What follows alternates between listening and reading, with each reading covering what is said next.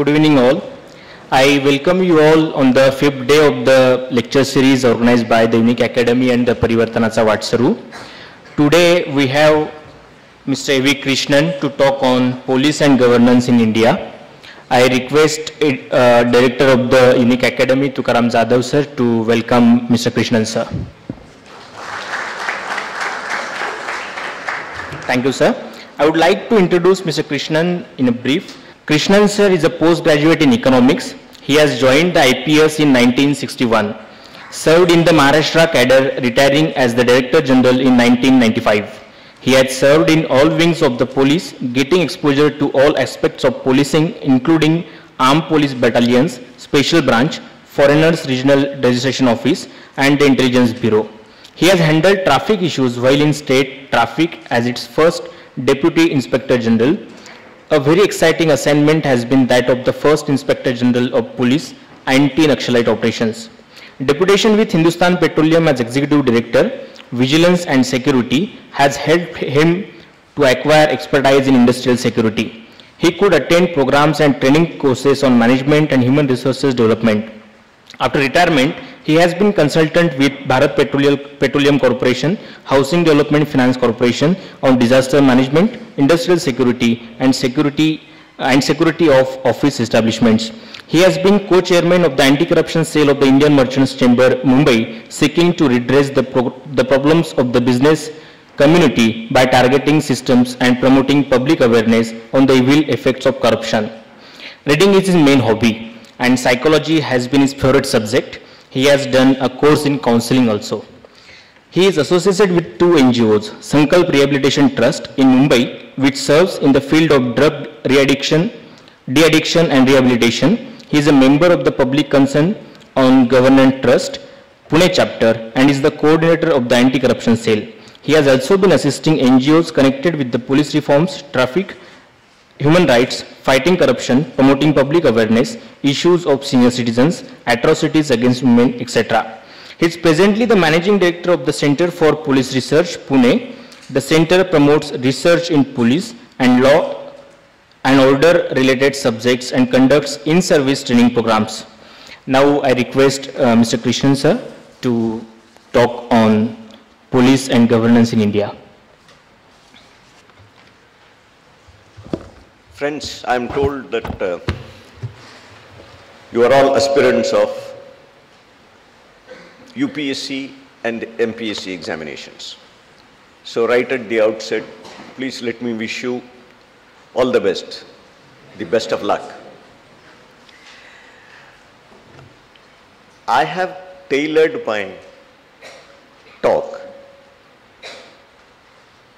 visualizing you not as students. I have tailored my talk visualizing you as future citizens of this country, future civil servants, public servants in various capacities. Who knows? Some political leaders, or there could be a prime minister lurking somewhere. So, kindly view my talk in that light. I do not know whether whatever I am going to say is going to be useful to you in the examinations for which you people are preparing yourselves. If any benefit you derive, that would be incidental. Many speakers like to start the talk with a joke. Some speakers put in a joke here and there in between their talk. I have chosen not to do so. My reason is I have got an uncomfortable feeling. I have always entertained this uncomfortable feeling that most people think of the police as a joke. I won't blame them. Let us see how we learn, what is our source of information about the police. Bulk of the people hardly know anything about the police.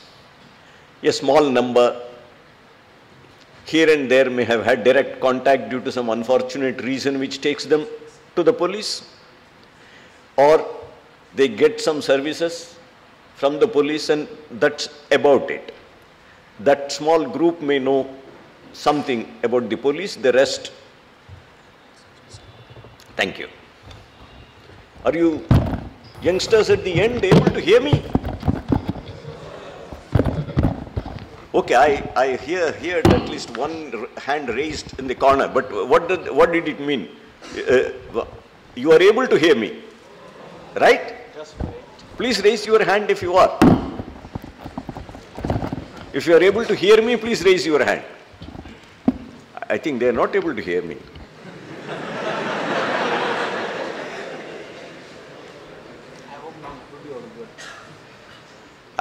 Either you didn't hear me or you didn't understand. Now I am keenly interested, because no point in proceeding further if some of those at the rear are not able to hear. Kindly check whether the people at the... I am repeating once again, from somewhere in the last, close to the wall, rear wall, if there are people who can hear me, please raise your hand. Oh, now they have understood. Thank you very much. I was saying people learn about the police. I suppose in the olden days, mostly from the cinema, and nowadays, the TV. And people often used to tease me by asking, why does in the movies that they have seen, the policeman comes at the end? Why is it that the policeman comes always at the end? Well, you see, the police cannot be blamed. How is the story made? And as the story progresses, there is a climax. And in the climax scene, it is the hero who has to rescue the girl by beating up the bad characters and impress his girlfriend and, well, marry her and live happily ever after. If the police intervene at the right time,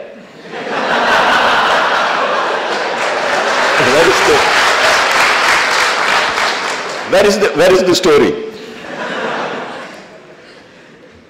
The TV era, to which you people are more accustomed, unfortunately, a lot of things which they show about the police or courts in general, or about our legal system and how it operates, is woefully bad.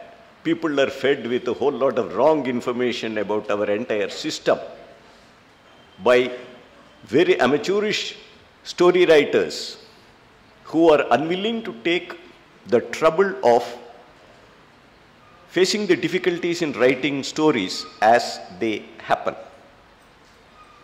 So I would call upon all of you, if you people are getting your information from the TV serials, which we are seeing these days. I try to avoid watching most of them, but my wife is an avid watcher of TV serials. In Hindi, my mother tongue is Tamil, she has seen some of them in Tamil, but she watches many Hindi serials. And the information, quite a bit of wrong information is conveyed. And there is some need for people who run magazines, journals, etc., to write about this and say that it is possible that vast thousands and crores of people in this country are getting their information about our administration in general and about our police in particular from these serials, because people don't have the time to read books on these subjects, etc. And probably we are giving a whole lot of absolutely wrong information to everyone. Be that as it may. I said people generally know very little about the police. There is quite a lot of indifference, quite a lot of apathy. Why is this so? The service from the police has been quite poor. People are overwhelmed by complaints of corruption, complaints of misuse of authority, abuse of authority by police personnel, and have responded to this situation by apathy and indifference. If I am right, it would make me very sad, because the correct response should be more involvement, greater positive involvement in the situation. Apathy only makes the situation worse. Please ponder over this.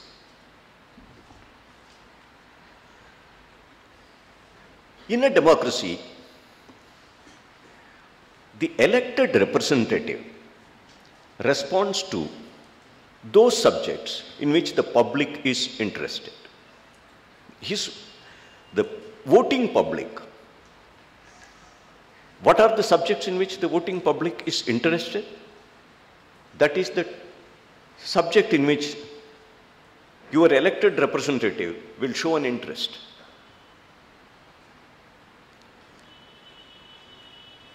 All of you, please examine. There have been several elections. There are election manifestos. If you have seen those election manifestos, vast areas of governance, vast areas of importance to the public are covered. A large number of promises, assurances have been given. Have you seen any manifesto which has given you a professionally competent, efficient police force which will function without fear or favor and deliver justice to all sections of society and give service meeting the aspirations of the people? Have you seen any such manifesto? Any manifesto offering you this? No political party over the years has offered you an efficient police force. You have not asked for one. When you have not asked for one, they have not offered you any. And when you have not demanded an efficient police force, how are you going to get it? Where are you going to get it? Why should you think that the political leader, your elected representative, is going to give it to you as a free gift? No political leader does that. He expects you to demand.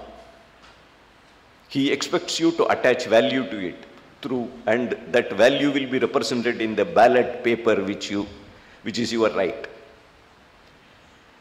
And it is that demand he is looking for.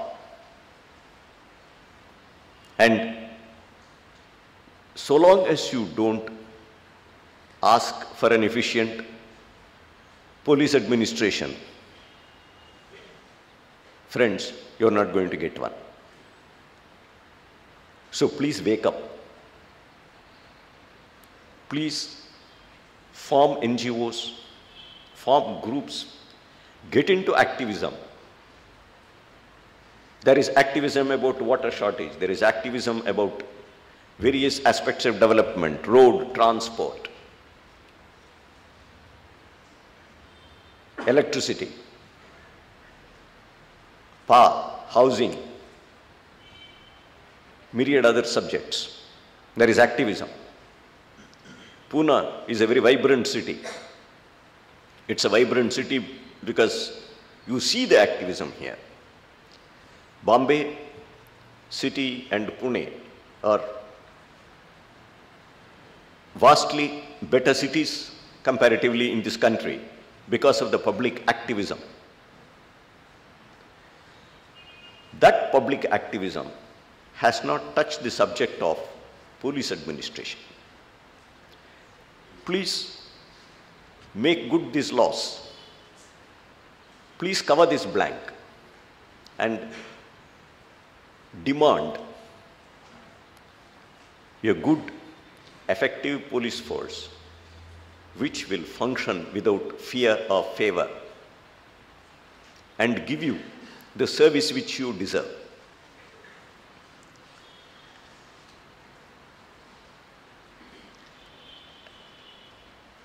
It is in this context I would like to express my deep gratitude to the Unique Academy and Parivartanache Vatsaru, their office bearers, for including police in this very serious, very important subject of good governance.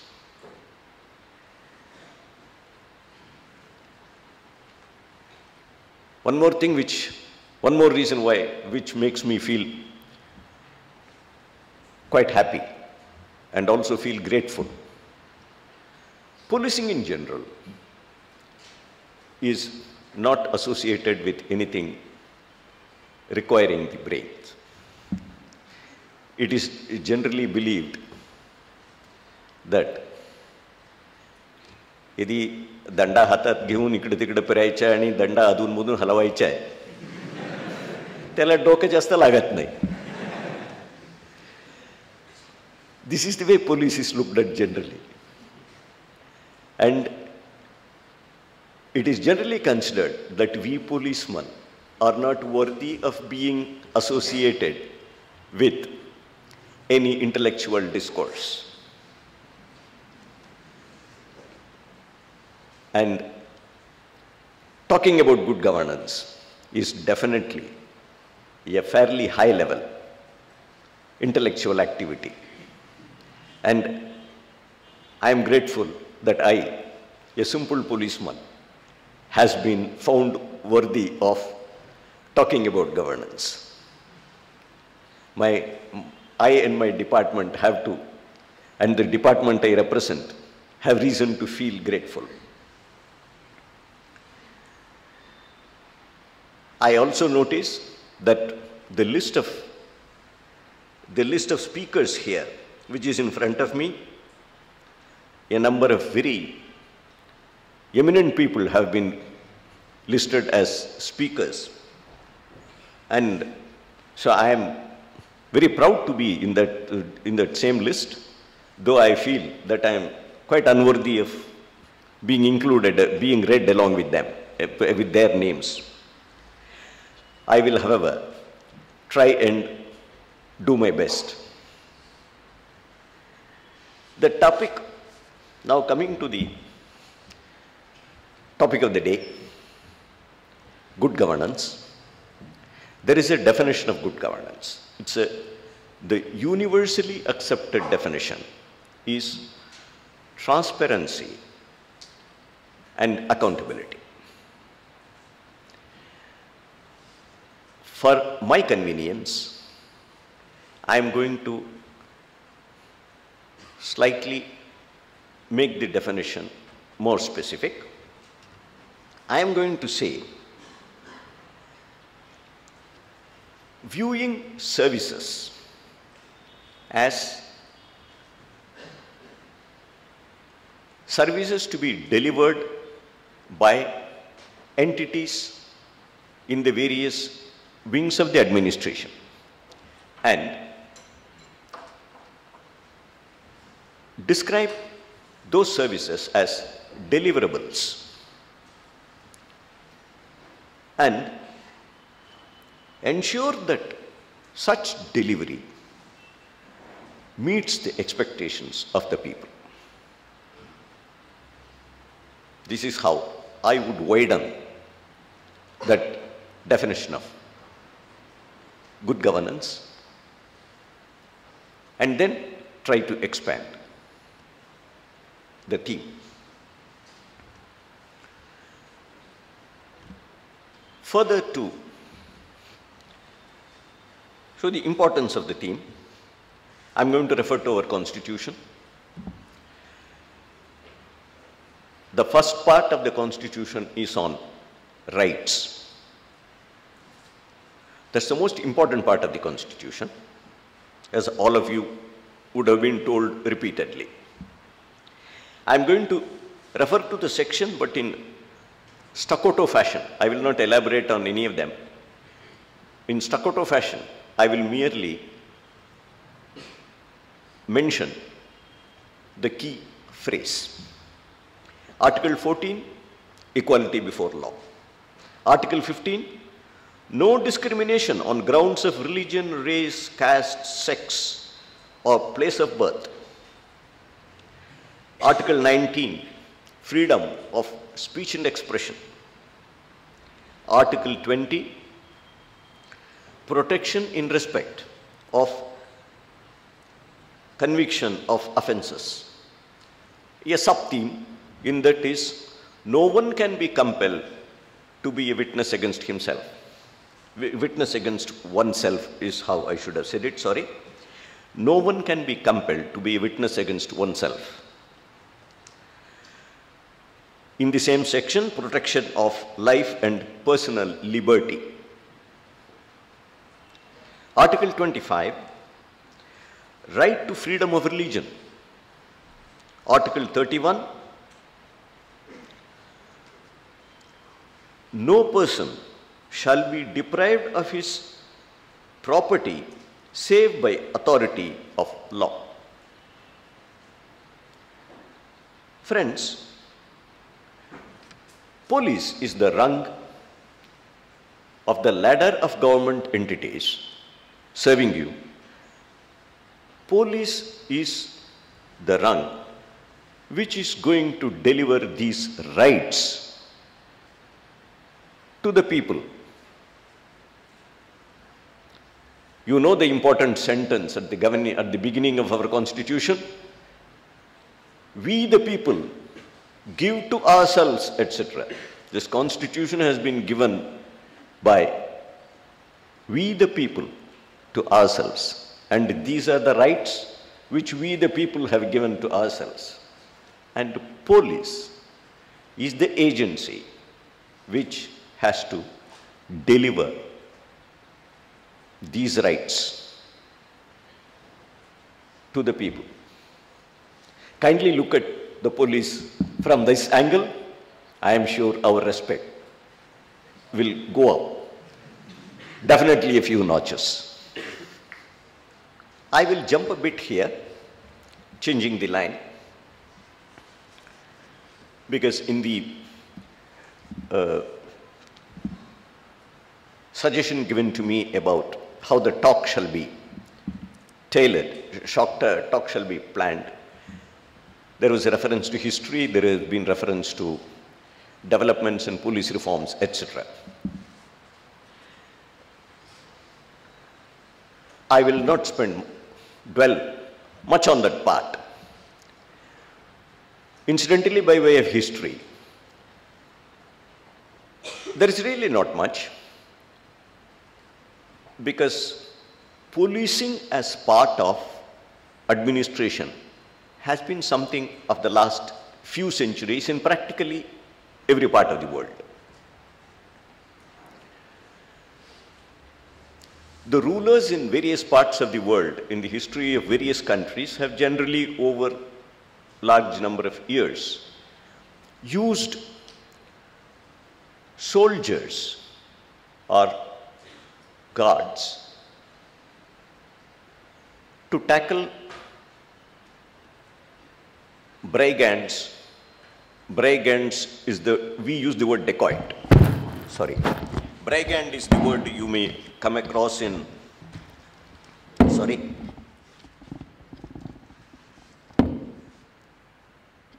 Brigand is the word, can you hear me? Brigand is the word you come across in history books, etc. We may use the word dacoits, robbers, robbery, and generally tackle such threats, or to tackle people who could be posing threat to the king. This has been more or less the universal practice. Even in Kautilya's Arthashastra, who talks about security extensively, there is no reference to organized police agents, police force. The Kotwal system started with the Mughals. Probably the Kotwal was perhaps our predecessor policeman. The Peshwas of Pune had Kotwal system, and that is how the police station in most parts of the country are referred to as Kotwali. But this again was really not a well-organized policing. With the result, for organized policing in this country, we have to look for the British era. As I said, I will not much bother you about the history. It is not really worth it. I will just very quickly refer to how the police was created, and then I will come to modern times because that's more important for us.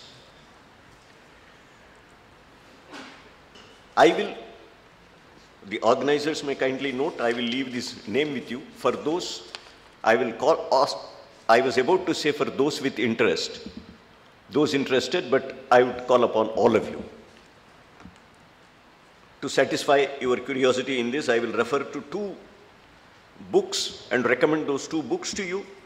History and Organization of Indian Police by Giriraj Shah.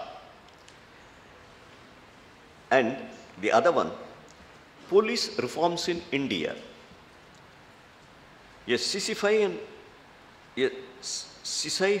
saga by Jayant Umranikar, J.Y. Umranikar. I will leave the names of both these books with one of the organizers. In Center for Police Research, there is a library. These 2 books are available in the library. These 2 books should be available in the market. I would recommend that these books be purchased and made available to all of you. At least sections of these books would be of keen interest to you, even in the context of your examinations to meet which you are making preparations. Our website address, I am leaving the website address also with them. www.cprpune.org. I will leave it with the organizers. Anybody interested can look at it, can go to the address and learn about the Center for Police Research. There is reference to our library. So you are all welcome to avail of those facilities.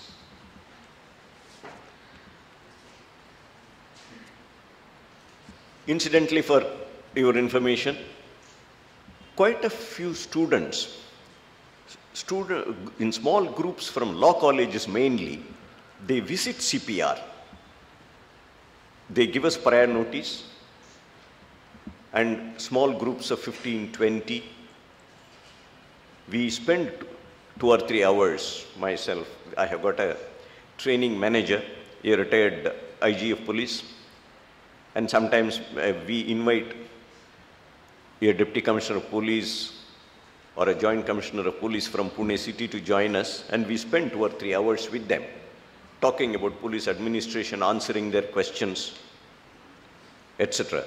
I would appeal to all of you to avail of this invitation of mine. Police in India was mainly started after the 1957 War of Independence. As students of history would know that before the 1957 War of Independence, the country was governed by the British East India Company. After the war, the British Parliament passed a resolution by which the administration passed on to the Queen of England, the then Queen of England. So that's how Indian administration came under the British Crown, directly under the British Crown. When it came under Parliament, the Parliament got involved in policing in India, etc. And in 1861, a Police Act was passed. Even today, we are governed by the Police Act of 1861.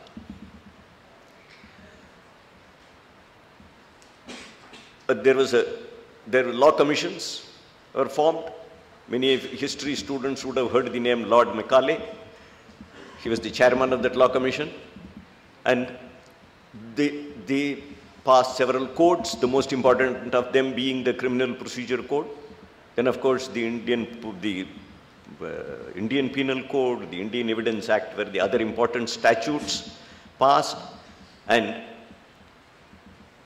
police administration, police enforcement, and the criminal courts as they operate, they were created under the Criminal Procedure Code, and Criminal Procedure Code, friends, is the Bible of law enforcement in this country.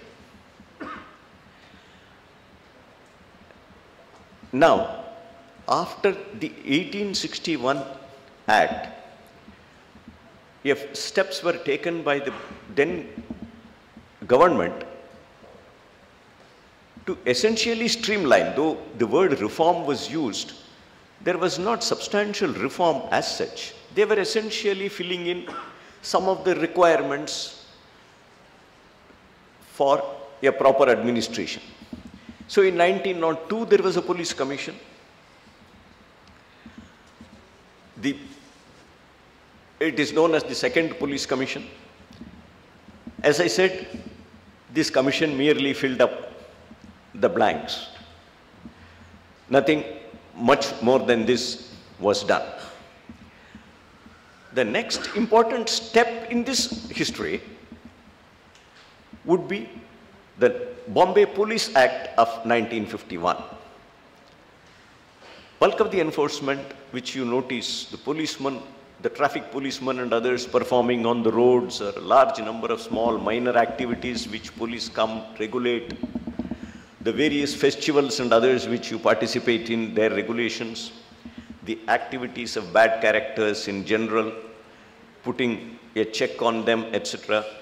All these are governed by the various provisions of the Bombay Police Act. Various other states in the country also had their own commissions, police commissions, and then they passed their own acts. Another important step that happened in this was the drafting of what is known as the Bombay Police Manual.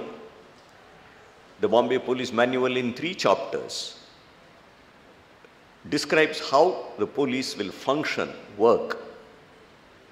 Every aspect of police functioning is described, the duties and the responsibilities of the police, and the powers which devolves on them through the Criminal Procedure Code are all enumerated in the Bombay Police Manuals. All the various procedures, step by step, actions required, etc., are all listed.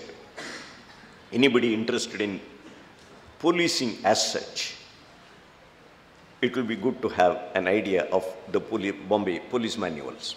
They are in 3 volumes, very big, but in essence, they describe how the police function and how they shall conduct themselves.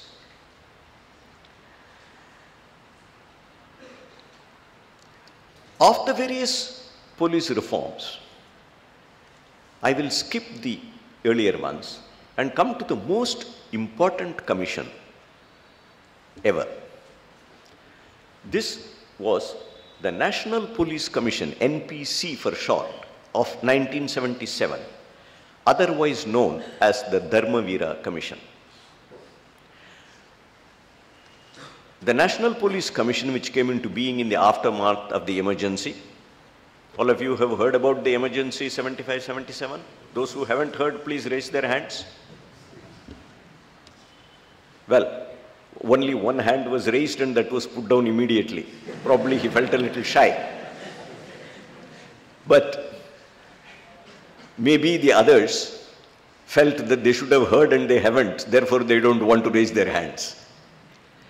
Kindly do learn about the emergency, a very unfortunate chapter in post-independent political developments in India. But in the aftermath of that emergency, 1977, the National Police, then what was known as the Janata government, under Morarji Bhai Desai, constituted a commission known as the National Police Commission, or the Dharmavira Commission, I am repeating. And the Dharmavira Commission did excellent work, very comprehensive, the most comprehensive study of policing and police administration in this country in all its various angles, covering the entire gamut and preparing 8 comprehensive reports was the very excellent work done by the Dharmavira Commission. Even though many years have passed and many have a tendency to describe that, oh, this is now 4 years old, 4 decades old, etc. But most of us hold the view that no such comprehensive, solid work has been done by anybody, any group other than the Dharmavira Commission. And therefore, the recommendations of the Dharmavira Commission are quite relevant even today.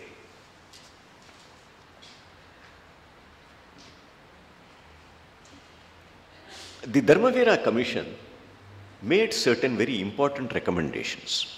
One, the most important recommendation based on this objective, calculated to achieve this objective, where they described it as, please listen to this carefully, the arbitrary exercise of power by the political party in office. The arbitrary exercise of power by the political party in power.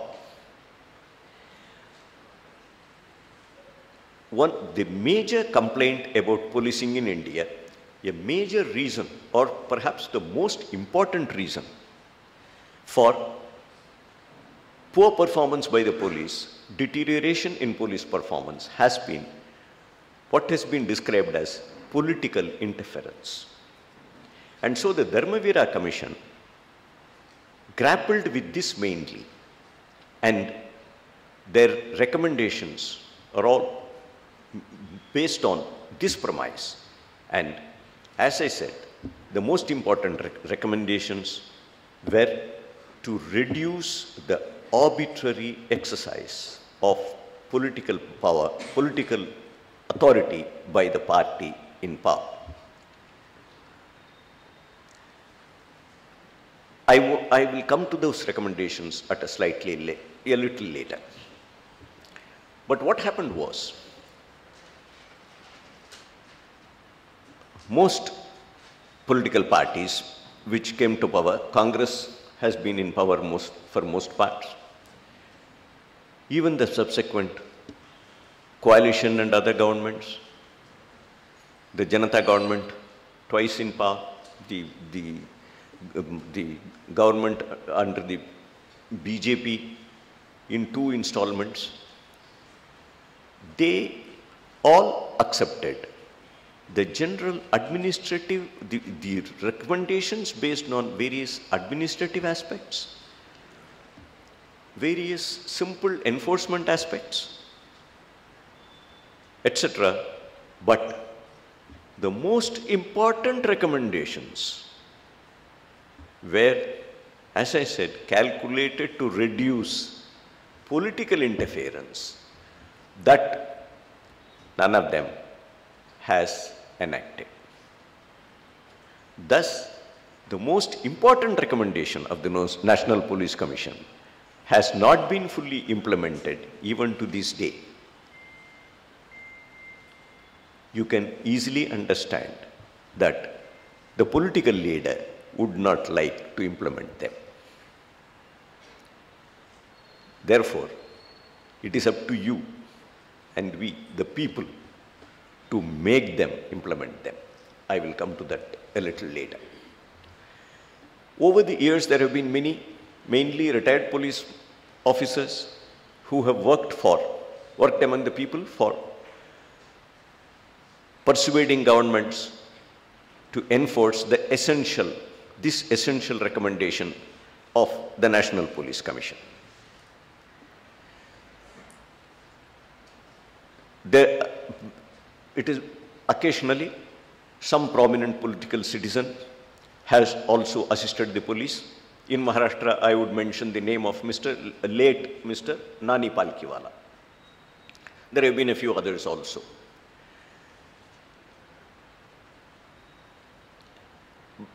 Off and on, what the state governments would do is they would say that the National Police Commission recommendations are outmoded and therefore we are appointing so and so to review and bring it to modern requirements.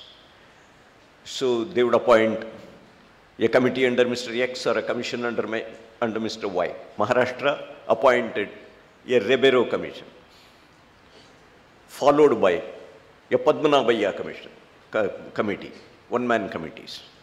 And then these committee reports were pigeonholed.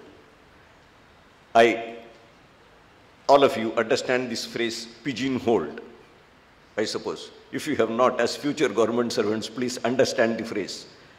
In government, pigeonholing means you put it there somewhere in that shelf and there it lies.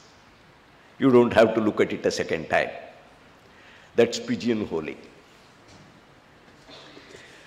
And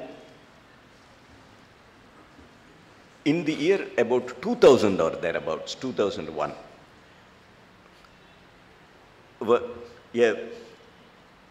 one Mr. Prakash Singh, an IPS officer of the 1960 batch UP Kada, he took it upon himself to launch a big campaign, and then he filed a PIL in the Supreme Court. He was assisted by Mr. Prashant Bhushan, who is in the news today these days for rather unfortunate reasons of some political turmoil going on in the Aam Aadmi Party in Delhi. A very eminent Supreme Court lawyer. He gave his services to this PIL without charging even a rupee by way of fee. And these two pushed the PIL, pushed the Supreme Court to take keen interest in this matter of police reforms. And the Supreme Court issued various directives which the state governments would not look at. And in 2007, the Supreme Court held a hearing. As part of that hearing, they constituted what is known as the Soli Sorabji Committee. Soli Sorabji is an eminent jurist, as all of you would have known, former Attorney General of India, a very big name in the legal field. Mr. Soli Sorabji gave his set of recommendations, which were more or less based on the recommendations of the Dharmavira Commission. And the Supreme Court issued a directive asking all the states to implement the Soli Sorabji Committee. And they went a step further. They appointed a monitoring committee under Justice Thomas to monitor the progress made by the states in implementation. All the states, including our own, have since been making a big sham, a big show of implementing these commissions because they don't want to antagonize the Supreme Court, but not really implementing them with any degree of sincerity and consequently of effectiveness. I will just highlight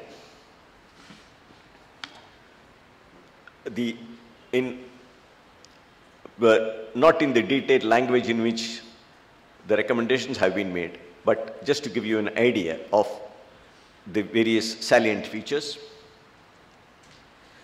There will be a state security commission for shielding police from political interference. 2, for avoiding arbitrariness in appointment of senior police officers, a definite procedure of selecting DGP with minimum tenure. Minimum tenure for other officers. Creation of police establishment board to avoid subjective appointments, transfers, promotions.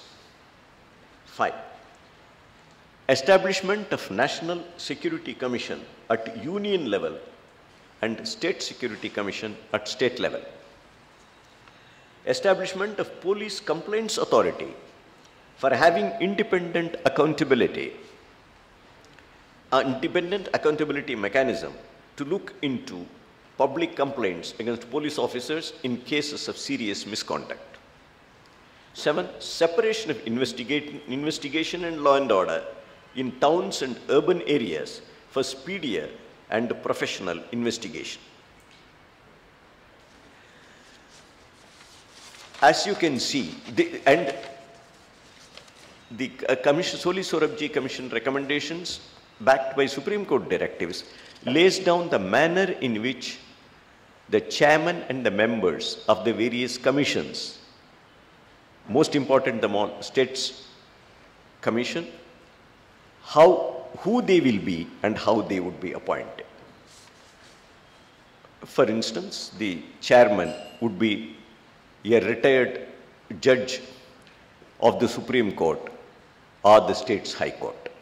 Then a set of other things that I gave you as an example, why the reluctance of the political leadership to implement these recommendations.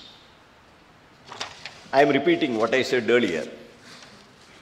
We cannot expect the political leadership, be it any party.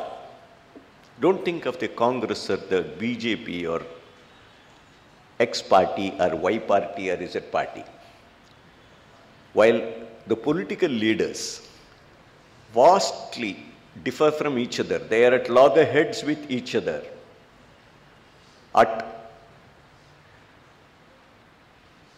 over various things.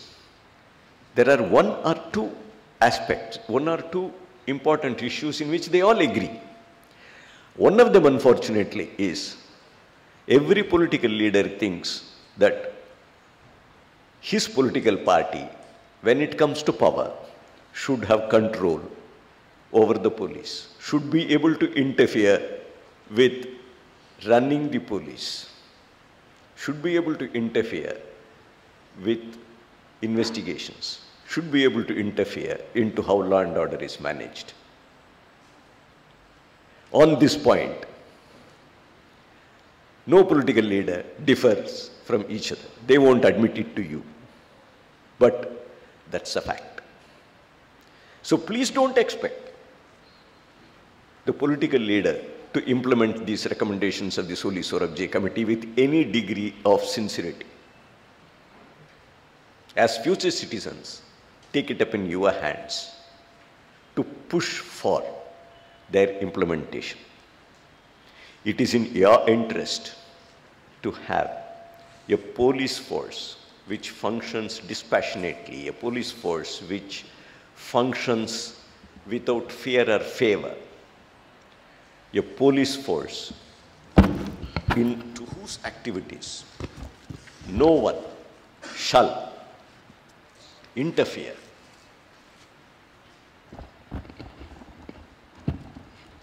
A police force which a political party will not use to promote its own political interests. Instead, it will give you a good service.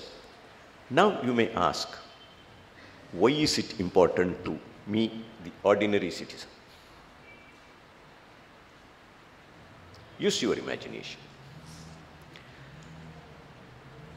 Once a policeman functions in such a way that the political activist and through him the political leadership at the ruling party higher levels are happy with his performance, with the work he does. Why should he serve you? He need not bother about you. He knows he is already protected. What can you do? You can complain. To whom will you complain? You will complain to his boss in the police hierarchy. The policeman is not bothered about the police hierarchy over him. The policeman already has, मराठीत एक fresh आहे, पाठीवर हात. Police कर्मचाऱ्यांच्या पाठीवर हात आहे वरिष्ठ लेवलवर. मग तुमच्या आमच्या बद्दल तो कशाला काळजी करायची? This is how service is denied to you, and this is the way you have got to look at this issue. Why the public is not taking interest is the public thinks that these are all bigger level issues. I am not concerned, I am not affected. You are affected. Please understand that. You complain of corruption. To whom will you complain? You complain, police hierarchy. In Pune city, you will complain to the deputy commissioner. They are not the policeman's bosses.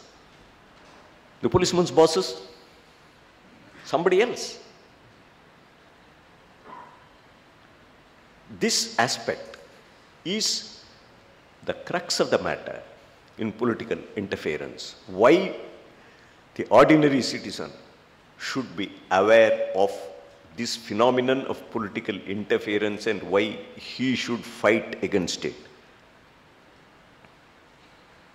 And police and governance and good governance, if you expect good governance from the police, you have to remove this arbitrary exercise of executive power by the political party, by the ruling political party of the day.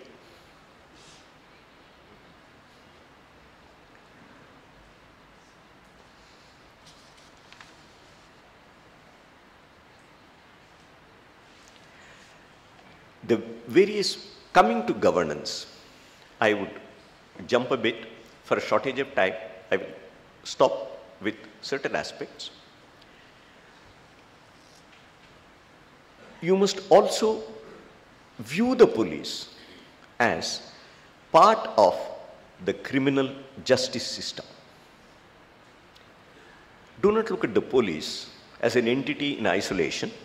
Please look at it as a part of the criminal justice system. And when you look at it as part of the criminal justice system, you will realize that police reforms, ensuring better performance from police, aims at only one part. There are other aspects like delay in trial in courts of law, enormous pendency of cases in courts. It is said that today there are a few crores of cases pending before courts and several lakhs are pending for more than 10 years. There have been ridiculous cases in this state. There was a Kolhapur milk scandal some 20, 30 years ago. It went on for 17 years. There were 17 accused. Nearly several of them were dead by the time the case was, when the case was brought to a conclusion by pronouncing sentence by the concerned courts of law. There are any number of cases of this nature. These are holding up proper service to the people on justice system in this country. This aspect has to be studied, and you, as the educated intelligentsia of this country, have to understand this and work on this.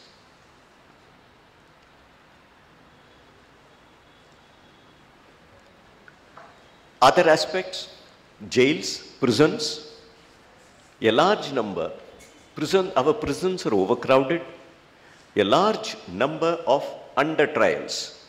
All of you, I suppose, understand the difference between under trial and a convicted criminal. A large number of under trials are languishing in prisons for a large number of years. And that is related to the question of judicial delays, delays in courts of law. It's a very elaborate and big topic in itself. Therefore, I will not dwell on it, but what I choose to do, leaving it to your organizers, there is one note prepared by one Dr. Ashok Dameja, an IPS officer who took early retirement from the police and is practicing in the Supreme Court as a lawyer. He has made a comprehensive note on the judicial, on the enforcement, on the criminal justice system of this country. And I will give this to him. I have highlighted some of the essential aspects.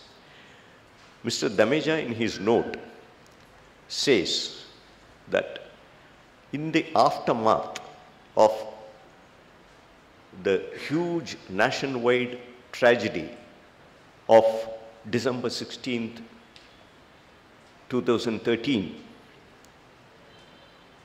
number of enactments were passed,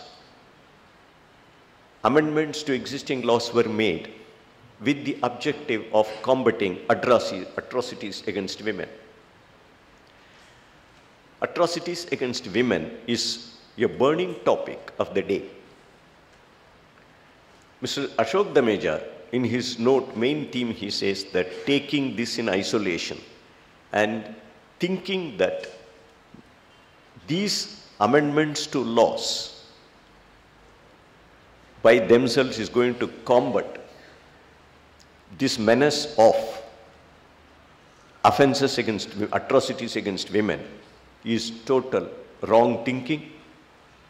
It's not going to happen unless you tackle all the ills of the criminal justice system. I am going to leave this note in the hands of your organizers. They can examine it in due course. They could consider organizing discussions, symposia, seminars on the various aspects highlighted by Mr. Ashok Dameja. I will very quickly summarize the ills which can be listed very quickly. What are the grievances of the public against the police? Corruption, misuse and abuse of authority, bad behavior towards public in general, women in particular, non-registration of cognizable crime, failure to respond promptly to complaints of missing persons, and several others.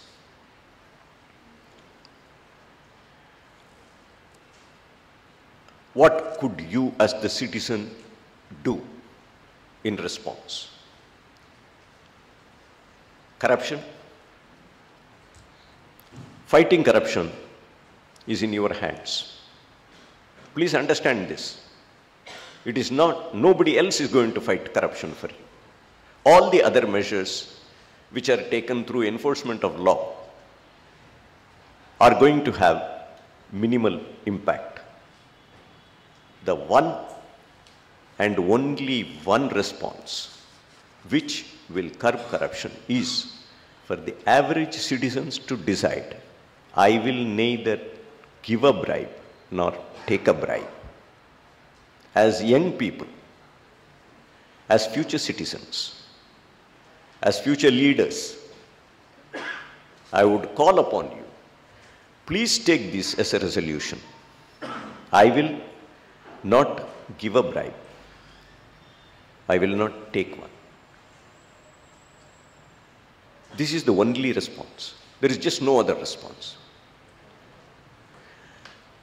If you are going to face difficulties because you would not give a bribe, face those difficulties manfully. We have gone on long enough saying that as average citizen, I am afraid. All of us say, we are afraid. Well, if you are afraid, you pay for it. This is the police administration that you are going to get if you are going to say, I am afraid. Therefore, I won't stand up to my rights. I won't make complaints. I won't follow up my complaints by going to a senior officer and giving my truthful statement. I won't waste my time going to his office and waiting there. I am being threatened by policemen and therefore I am afraid. Well, you remain afraid and you remain where you are, how you are today. Get rid of that syndrome. I am afraid. आम्ही गरीब माणूस, साधा माणूस घाबरतो. So घाबरतो. This is what we have been saying hundreds of years perhaps, and probably a few more hundred years. This is the kind of administration, today's administration, which you see is what you will get. Get out of this. Make a resolution. I will neither give a bribe nor take one. That is the day change will take place. Everybody clapped when Mr. Atal Bihari Vajpayee gave that famous phrase, zero tolerance of corruption. For a long time, everybody was talking about zero tolerance of corruption. Now nobody talks about that phrase. Where did it go? Revive it. Zero tolerance of corruption. And zero tolerance of corruption starts with you. Psychologists, ask any psychologist. Psychologists say that if you are looking for solution to a problem, so long as you look for others whom you could blame. You could blame somebody here, you could blame somebody there, you could blame that agency, you could blame the government servant, you could blame the politician, you could blame the policeman, you could blame the teacher for your poor performance in examination. You are not going to find a solution. Effective solution starts the day you decide, I am in the middle of this problem. I am responsible for this problem. The moment you turn this accusing finger inwards, here, towards you, that's when you start finding solutions to your problem. The same answers for our corruption menace. A couple of things I would just mention. Public activism is something very important, I already mentioned. I would recommend to all of you, look for the right books.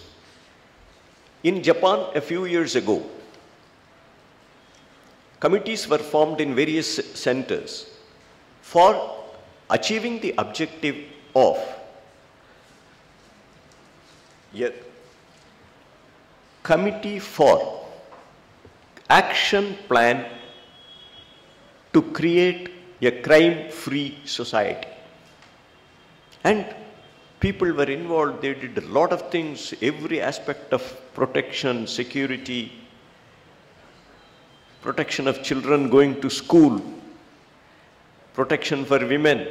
All these aspects were tackled mainly with public initiative, with government, with police, municipal and other agencies forming part of the action.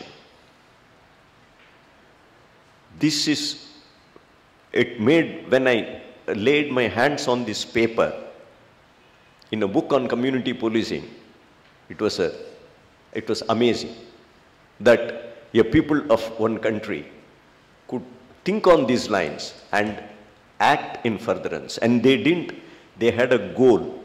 There was a review every few months. The initiative started in 2002. The paper I was reading was completed in 2007. It was still going on. This is something we don't do in this country.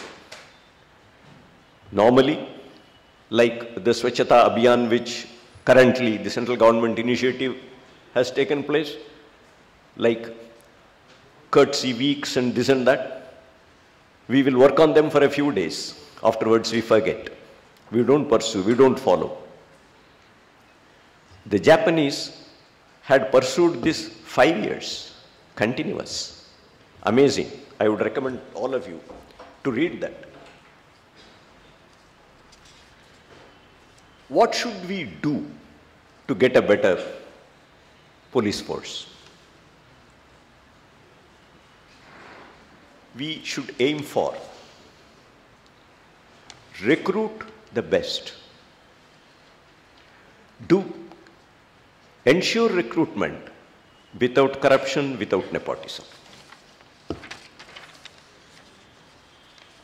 Create a work environment with job satisfaction, remuneration, adequate remuneration, career progression, all leading to good morale. Good management of human resources. Create state-of-the-art infrastructure, optimum level of science and technology. I would like all of you to listen very carefully as those aspiring to write competitive examinations. These are also aspects about which you must study, learn, because they could figure in your examinations and interviews. State-of-the-art infrastructure, optimum level in science and technology, need to attain a much higher level in forensic medicine, forensic ballistics, forensic criminology. I have no time to elaborate on what these are in case you don't understand. I would recommend that kindly identify people who understand this terminology, forensic criminology, forensic science, etc., and upgrade your knowledge.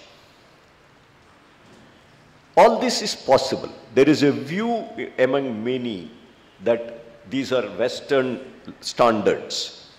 Please do not think on those lines.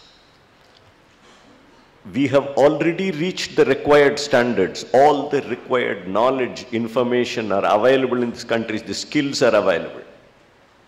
We have got the people who can match anybody in the Western countries in skills and understanding. We think very poorly of ourselves, and consequently, we keep our levels low. We are capable of reaching much higher standards, but we don't. We think that they are much better, and we can't aspire to be them. We have got to get rid of this. We have not reached the levels which we are capable of reaching.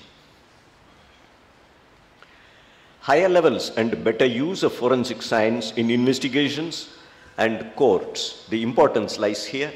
reaching higher levels in these will improve the standard of delivery of justice in criminal courts. People here will get better justice, more dependable justice, and our prestige will go up in the rest of the country. This is important. This is the importance of raising the level of science and technology in the field of police investigations and policing in general. There can be state-of-the-art women. I would like to call upon women to pay attention. A lot of things are said about steps to combat atrocities on women. Immediate police response to a distress call from or on behalf of a woman is an important step that this country everywhere has to take. It is possible to achieve this. State-of-the-art control rooms or police control rooms are already available. Plans are available. We are very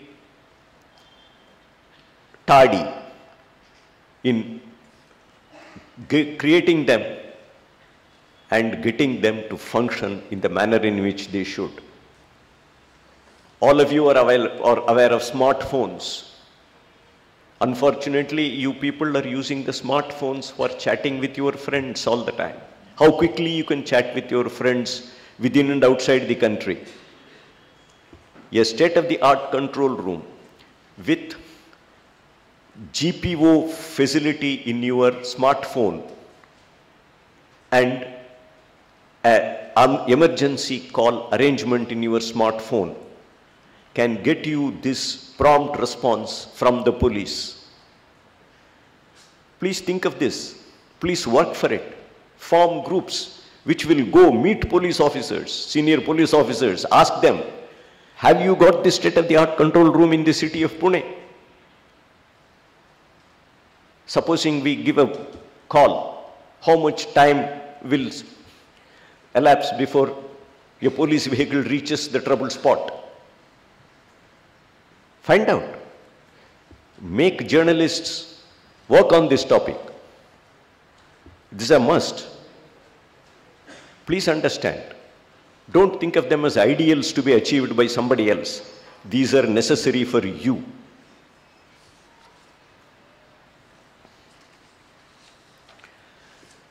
One other aspect of policing, as a last point I will mention,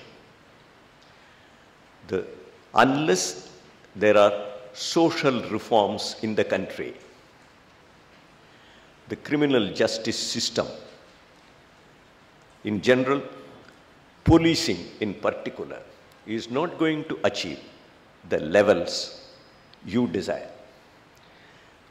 We are a very violence-prone society.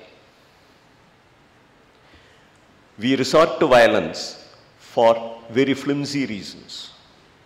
We allow our fellow people, fellow citizens, to resort to violence, and we get intimidated by them very easily. Communalism is a very big danger posed by this country. We have enormous police resources are utilized, used up merely in handling incidents of communalism. Communalism is exploited for political purposes, and enormous police resources are used. Police, please understand, it's taxpayers' money. Nobody else is paying for the police. You and I, as taxpayers of this country, it's our police force. We are providing the money for the police force. Some leader somewhere creates a communal trouble. 8 police vehicles which run on diesel, it will give only the vehicle will give only 1 kilometer per liter. 8 to 10 police vehicles rush a distance of 10 kilometers, sometimes 100 kilometers, to handle that communal riot, communal tension. Our leader, our great leader has started it. And we all say, he is our great leader. He has a right, as my leader, he can start this communal riot. And we also vote him in the next election. Caste differences, they bedevil our administration at every level. And we are all very cozy with our caste system, very happy. We don't want to fight our caste system. It takes only 2 minutes for you to sit down and reflect calmly. Have we benefited by this caste system, or has this caste system been ruining us? Dispassionate thinking. But none of us is willing to do that. Dispassionate thinking is for somebody else, not me. I am happy with whatever it is, my caste system. And we are where we are, and we deserve to be where we are. And unless many of these aspects are fought by us on the social plane, police reforms or any other kind of reform in the criminal justice system is going to give you benefit only marginally. I am going to,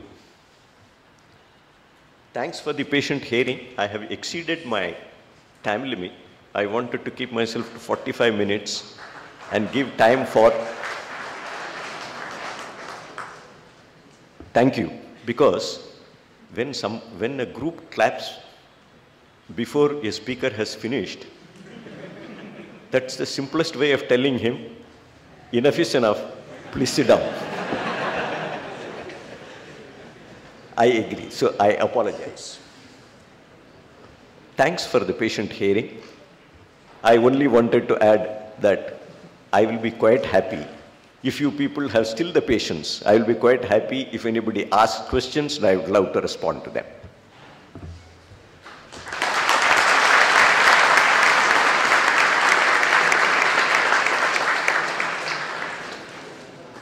Just wanted to say one thing. If nobody asks questions, it could signify 2 or 3 things. One is that in spite of all the noise, most of you have been dozing off. Most of you have not really listened. Or most of you are in a hurry to go home. Or I have spoken so beautifully that all your doubts have been answered and you don't entertain any doubts. Sir, तुम्ही म्हटलं की आपण सर्व पब्लिकबद्दल बोलतो, public reform, सर्व विषयांबद्दल बोलतो, पण आपण police reform, जसं तुम्ही म्हटलं की बुक सजेस्ट केली आम्हा सर्वांना की पोलीस रिफॉर्मबद्दल एक बुक आहे, पण आता एक मिनिट आपण थोडं पुढे याल. हँडहेल्ड मायक्रोफोन आहे, थोडं पुढे याल. तुमच्या बरोबर तुम्ही काहीतरी रिफॉर्म शब्द वापरला, त्या पलीकडे मला ऐकू आलं नाही. Sir, hello, I am repeating once again. Sir, तुम्ही रिफॉर्मबद्दल बोलले आणि आम्हाला एक बुक पण सजेस्ट केली की पोलीस रिफॉर्म. आपण सर्व पब्लिकबद्दल बोलतो, पब्लिक रिफॉर्म सर्व, पण पोलीस रिफॉर्मबद्दल आपण बोलत नाही. म्हणजे पोलीसमध्ये रिफॉर्म झाले पाहिजे. जसं एखाद्या पोलीसमॅनला ट्रूली वर्क करायचं आहे, पण पॉलिटिकल प्रेशर आल्यामुळे त्याची ट्रान्सफर केली जाते. तर आपण एका ट्रू पोलीसला पूर्णपणे त्याच्या पूर्ण क्षमतेने कार्य करण्यास आपण कशी मदत करू शकतो आणि त्याच्यामध्ये आपण कसं त्याला रिफॉर्म करू शकतो? तसं उत्तर देणे कठीण आहे, कारण थोडंसं व्यापक क्वेश्चन, कुठलाही प्रश्न पोलीसबद्दल तुम्ही विचारला तरी तो थोडं व्यापक स्वरूपात होणार. मी शक्यतो संक्षिप्तात उत्तर देण्याचे प्रयत्न करीन. आम्ही केव्हा जनरल असं बोलतो त्यावेळी इंडिव्हिज्युअल पोलीस वागणूक वर्तणूक बद्दल आम्ही बोलत नाही. कारण की एक धारणा असतं की डिपार्टमेंटची पूर्ण लेवलवर पूर्ण फोर्सवर रिफॉर्मच्या मार्गाने सुधारणा घडवून आणल्यास आपोआपच इंडिव्हिज्युअल पोलीस कर्मचाऱ्यांची परफॉर्मन्स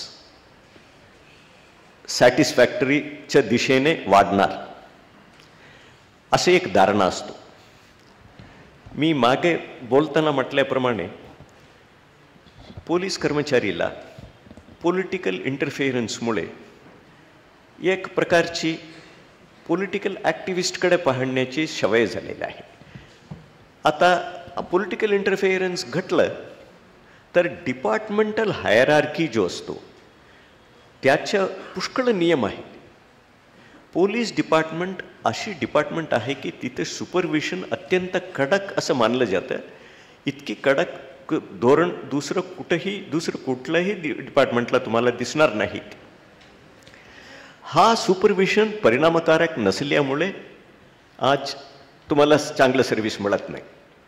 हा परिणामकारक करावा ह्या अशी प्रकारची आम्ही बोलतो. वैयक्तिक पोलीस कर्मचारी आणि तुमची जबाबदारी आम्ही कोणत्या पद्धतीने मी मदत करू शकतो हा तुमच्या प्रश्नाचं मुख्य स्वरूप होतं. बरोबर आहे का? बऱ्याचशा गोष्टीत पब्लिक पोलीसला सहकार्य करणे आवश्यक आहे. आमचं क्रिमिनल प्रोसिजर कोडचे अभ्यास केल्यास क्रिमिनल प्रोसिजर कोडमध्ये पोलीस कुठलाही इन्व्हेस्टिगेशनची पाऊल उचलू शकत नाही पब्लिकच्या प्रतिनिधीला उपयोग करून घेतल्याशिवाय. प्रतिनिधी म्हणजे पॉलिटिकल अर्थाने नाही, साधारण अर्थाने एक पब्लिकचा माणूस. उदाहरणार्थ एक गुन्ह्याची घटना, त्या घटनाचे वर्णन करायचे, पोलीस कागदावर वर्णन उतरवायचे आहे कोर्टात देण्यासाठी. त्यावेळी कमीत कमी 2 रिस्पेक्टेबल नागरिक यांना जोडून घ्यावं लागतं. अशी बऱ्याचसे नियम आहे. हा बऱ्याचसे पब्लिक हा विटनेस म्हणून जायला तयार होत नाही, अवॉइड करतात. हे आता पोलीसला बाजूला सारवून पब्लिकचं घ्या. ॲक्सिडेंट होतोय, ॲक्सिडेंट होऊन एक व्यक्ती तडपत पडलेली आहे. तुम्हाला सर्वसाधारण दिसेल की लोक निघून जातच असतात आपली. कधी कधी एक माणूस रस्त्यात मध्ये पडलेला आहे, इतर वाहन चालक डावीकडून उजवीकडून कसं तरी मॅनेज करून जाण्याचे प्रयत्नात असतात. कोणीही थांबवून त्या माणसाला बाजूला करूया करत नाही. काही दुर्दैवाने ट्रॅजिक घटना घडलेली आहे की एक ॲक्सिडेंटमध्ये जखमी होऊन पडलेला आहे, त्यांना कोणीतरी इस्पितळात पोहोचवले तर त्याचे औषधोपचार एक अर्धा तासात 1 तासात झाले असल्यास तो जीव वाचू शकतो. पण तो तसंच कोणी दुर्लक्ष केल्यामुळे त्यांचे मृत्यू होऊन जातो. अशी कितीतरी घटना घडत आहेत, वर्तमानपत्रात येतात. पण पब्लिक एकंदरीत की आम्ही कुठलाही एक घटनेत गुंतवून घेतल्यास आमचं वर्ल्ड व्यर्थ होईल, आम्हाला उद्या कोर्टात साक्ष द्यावा लागेल वगैरे वगैरे ह्या कारण सांगून ह्याला सबब दाखवून तसं सहकार्य देत नाही. तुम्ही सहकार्य देऊ शकता, तसं सहकार्य द्यावं. करप्शन कंप्लेंट करावं. आम्ही PCGT म्हणून एक NGO आहे, तसं बरेचसे NGOs आहेत की आम्ही प्रोग्राम करतो पब्लिक अवेअरनेसचे. त्यामार्फत त्यात अँटी करप्शनचे अधिकारींना आम्ही बोलावतो. ते अपील करतात की आमचे टेलिफोन नंबर अमुक अमुक आहे, आम्ही अमुक अमुक पद्धतीने काम करतो, तुम्ही आम्हाला सहकार्य द्या, तुम्ही आम्हाला कंप्लेंट आणून द्या वगैरे. हे एक आणखीन एक मार्ग आहे ह्याच्या डिपार्टमेंटला आपलं कोऑपरेशन. अशी बऱ्याचसे उदाहरण मी सांगू शकतो. तो नक्कीच यदि पोलीसची गैरवर्तणूक जी आहे, बऱ्याचशे कर्मचारी कारण विचारताना पब्लिक आम्हाला सहकार्य देत नाही ह्याला सबब म्हणून सांगतात. तुम्ही कोऑपरेशन देणे सुरुवात केली तर पोलीस कर्मचारीला हा सबब देणे तरी कठीण होईल. ह्या पुढे तो सांगू शकत नाही की पोलीस पब्लिककडून आम्हाला सहकार्य मिळत नाही म्हणून मी असं वागलो तसं वागलो वगैरे.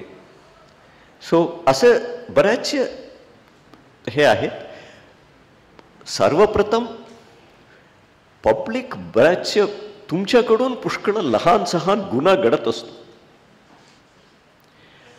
आम्ही तसं कायदा इंडियन पिनल कोड मधला जो गुन्हा आहे तो त्याचा आम्ही आदर करतो.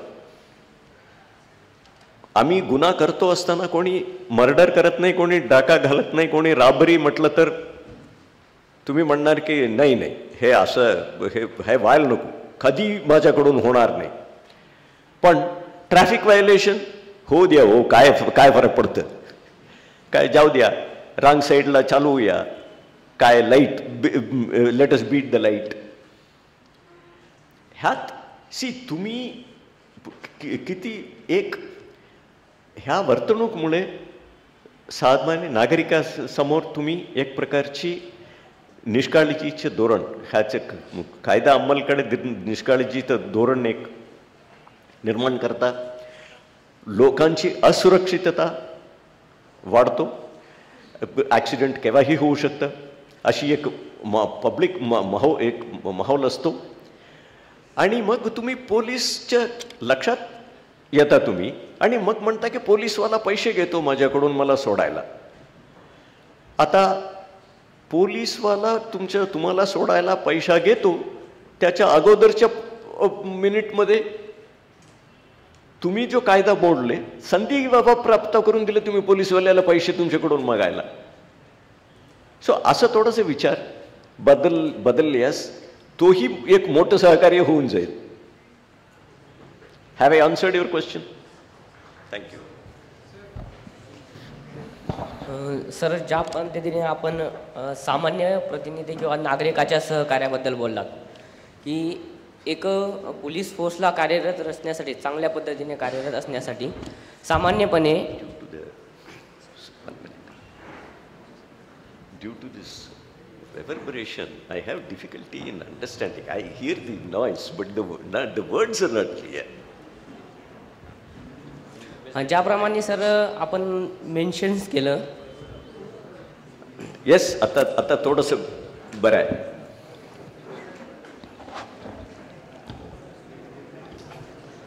ज्याप्रमाणे आपण मेन्शन केलं आहे की एक पोलीस फोर्सला चांगल्या पद्धतीने कार्यरत असण्यासाठी सामान्य प्रतिनिधींचा किंवा जनतेचा मोठ्या प्रमाणात पाठिंबा असणं किंवा सहभाग असणं गरजेचं आहे. जसं की आपण नमूद केलं की त्यांचा सहभाग नसतो, पण मला वाटतं की ही जी प्रक्रिया आहे सहभागाची आणि पोलिसांकडून त्यांना सहकार्याची, ही दोन्ही प्रक्रिया एकमेकांवर अवलंबून असतात. जसं की साधारणपणे आता आपण बघितलं की सोशल मीडियामध्ये अवेअरनेस वाढत आहे कायद्यांविषयी, आणि त्याप्रमाणे एखादा नागरिक ज्या वेळेस पोलीस ठाण्यामध्ये कंप्लेंट नमूद करण्यासाठी जातो, पण जसं की म्हटलं जातं की एखाद्या पोलिसाचं जे कार्य आहे ते ॲनालिसिस त्याच्या केसेसवरून केलं जातं की किती कमीत केसेस त्याने घेतलेले आहेत किंवा किती कमी गुन्हे घडलेले आहेत. मग ह्या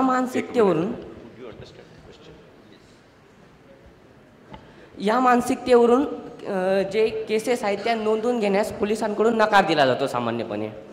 तर मग अशा वेळेस तुम्ही थोडं पुढे या, संक्षिप्तात तुमचे क्वेश्चनचे बॅकग्राऊंडची वर्णन न करता 1-2 शब्दात फक्त प्रश्न स्वरूपात विचारलं तर थोडं सोपं होईल. थोडं पुढे येऊन विचारा. सहभागाविषयी आपण बोलला होतात, सहभागाबद्दल ठीक आहे. आणि सहभागाला योग्य प्रतिसाद पोलिसांकडून न मिळणे हा माझा प्रश्न आहे.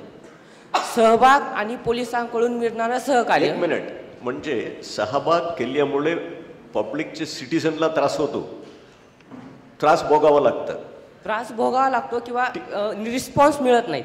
ओके, हा ठीक आहे. मी हा तुमच्या प्रश्नाचे स्वरूप असल्यास मी हां प्रतिसाद? की पोलिसांकडून रिस्पॉन्स मिळत नाही कारण एक मानसिकता आहे केसेसच्या संदर्भातील किंवा त्यांच्या क्रिमिनल रेकॉर्डच्या संदर्भातील, ही एक गोष्ट आहे.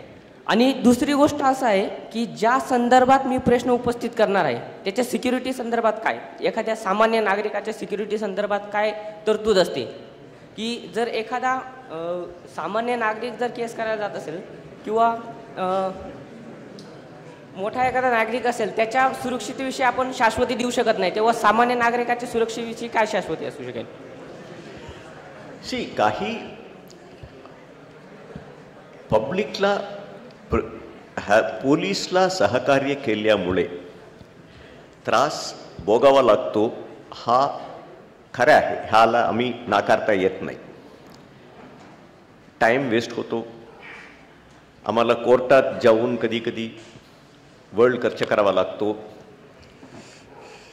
वगैरे वगैरे. पण हा एक नागरिक म्हणून एवढं तयारी दर्शवावाच लागेल. हा तुम्ही पब्लिक कोऑपरेशन देणे सुरुवात केल्यास मग एक मी सांगतो की वरिष्ठ अधिकारी आणि जो डिपार्टमेंटच्या वतीने हाचा अभ्यास होऊन आम्ही कशा पद्धतीने आम्ही हा त्रास कमी होऊ शकतो ह्याचा अभ्यास एकसारखं चाललेलं असतं आणि तसं सूचना दिल्या जातात. आता बऱ्याचशा सूचना महिला यांच्याबद्दल देण्यात आलेली आहे. महिलांची माहितीसाठी संध्याकाळी 6च्या नंतर कोणत्याही पोलीस स्टेशनला पोलीस महिलांना बोलावू शकत नाही, हा नियम आहे महाराष्ट्रामध्ये आणि आम्ही जवळजवळ सर्व ह्याची काटेकोरपणाने पालन केली जातात. मुंबई शहरात तसं होत नाही कारण बऱ्याचशे लेडीज स्वतः येतात, रात्री संध्याकाळच्या नंतर येतात की आम्ही सर्व कामावर जातो, आम्हाला 6च्या अगोदर येणं शक्य नाही, आम्ही व्हॉलंटरीली 8 वाजता येतो, 9 वाजता येतो. पण तशी अपवाद वकळता बोलू शकत नाही. असं प्रकारे बऱ्याचशा महिला यांना तातडीने बेल देण्यात यावा. शक्यतो काही अपवाद वगळता, अत्यंत सिरियस केसचे अपवाद वगळता महिलांना लॉकअपमध्ये घालू नये अशा बऱ्याचशा सूचना आहेत. अँटी करप्शनची तर्फे ते वारंवार सांगतात की शक्यतो आम्हाला बातमी देणाऱ्याची नाव कळवणार नाहीत, पब्लिक करणार नाहीत, गुप्त ठेवतो. पण ज्यांना जो मूळ कंप्लेनंट म्हणून आहे त्यांना साक्ष देणे भाग आहे, तो कोर्ट मान्य करणार नाही तसं साक्ष दिल्याशिवाय. पण तशी परिस्थिती वगळून बाकी हे करतात. ट्रॅफिक डिपार्टमेंटच्या वतीने ट्रॅफिक पोलीस पर्सनलला आणि पोलीस स्टेशन्सना सूचना असतो की ॲक्सिडेंटबद्दल निरोप देणाऱ्या बातमी देणाऱ्यांना बोलावून थांबवून ठेवू नका. यदि त्यांनी पाहिले नाही असं म्हणत असल्यास फक्त नोट करून त्यांना जाऊ द्या, त्यांना बोलावूच नका. यदि त्यांनी ॲक्सिडेंट पाहिले असल्यास त्यांच्या सवडीप्रमाणे जाऊन त्यांची स्टेटमेंट रेकॉर्ड करा. अशी बऱ्याचशी सूचना वेळोवेळी दिल्या जातात. आणि मग वारंवार कंप्लेंट्स येत असल्यास वरिष्ठ अधिकारी तसं अंमल होतो किंवा नाही हे पाहायला मिळेल. पण पब्लिक कोऑपरेशन पहिल्यांदा व्हायला पाहिजे. तुम्ही हे सांगू शकत नाही की पोलीसमध्ये सुधारणा व्हावं नंतर आम्ही कोऑपरेशन देऊ. मग पोलीस म्हणतात की पब्लिक आम्हाला कोऑपरेशन देत नाही म्हणून आम्ही असं प्रकारचे वागतो. मग हाला अंतच नाही. ह्या जो साखळीला अंत देण्याची जबाबदारी पब्लिक घ्यावं असं माझी विनंती आहे. तुम्ही म्हटलं पोलिसनी घ्यावं तर थोडंसं कठीण आहे. झालं का की अजून? Thank you. No questions would be asked. What should be done is please jot down your questions on a piece of paper and send it forth. We would take a call on this as to which of these would be answered. So do not ask any questions. Please send them on a piece of paper. Quick.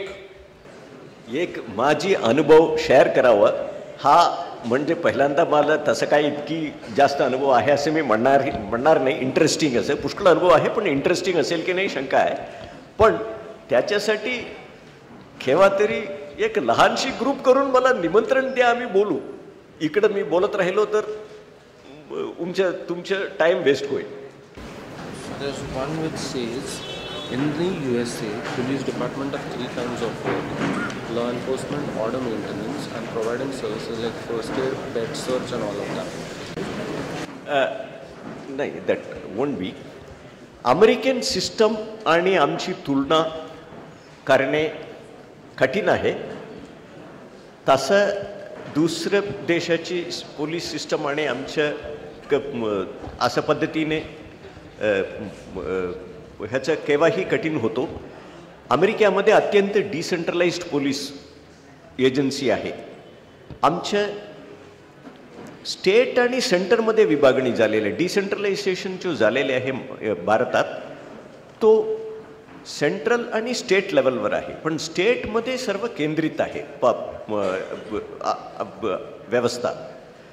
आणि आम्ही एकच police force, एक प्रकारची, आणि सर्व crime, law and order हे दोन्ही आम्ही handle करतो.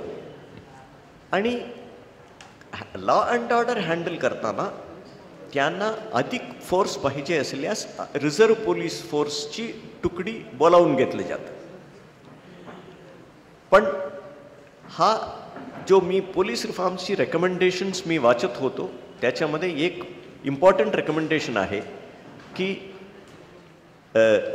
Crime इन्व्हेस्टिगेशनसाठी वेगळी गट असावं आणि लॉ अँड ऑर्डरसाठी वेगळे व्यवस्था असावं अशी एक शिफारिश आहे. हा महत्त्वाची शिफारिश आहे आणि हा शिफारिश अंमल करणे गरजेचे आहे.